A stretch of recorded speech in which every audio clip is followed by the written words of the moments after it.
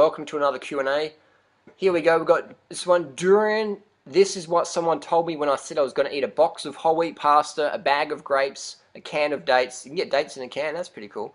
And 6 bananas in one day. That's not a lot of calories, dude. I'd eat double or triple that, or even quadruple that amount.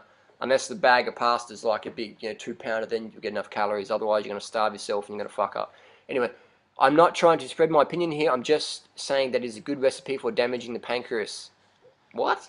I come from a family of diabetic, and I did my college thesis on diabetes. Eating 2,000 carbs a day and above can pose a serious health risk. Please make a video about this. Well, I'm assuming you mean 2,000 grams of carbohydrates per day, which is fucking hard. I mean, for me as a super fit person, my appetite is going to be a lot higher than anybody else. And 2,000 grams of carbs a day from whole plant foods is really challenging. I mean, from fruit, that's really... I mean, it's doable. I'd do it on you when I have my 8,000 calorie days from dates, but it's pretty tough. So when someone says, oh, I'd eat fruit and vegetables, but I'd eat 2,000 grams of carbs per day, and it's like, no, you fucking wouldn't. And if you could, you'd be as fit as me. So here's the thing. Just go with the science. I mean, this is a pretty easy one here. Dr. Can we see that in the light there? There we go. The light's a bit weird here, but this is Dr. Neil Barnard's program for reversing diabetes.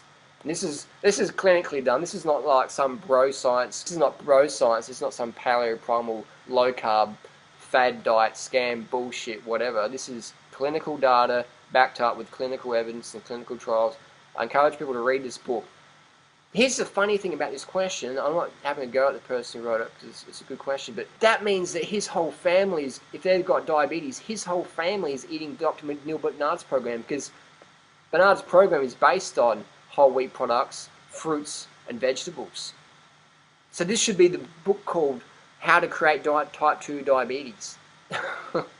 People will reverse their diabetes when they cut the fat down and eat carbohydrates as you want. People go, oh, but if I eat carbs, I eat Twinkies. Twinkies are 50% calories from fat. People go, oh, when I eat carbs, I eat corn chips, nachos. That's over 60, 70, 80% of calories from fat.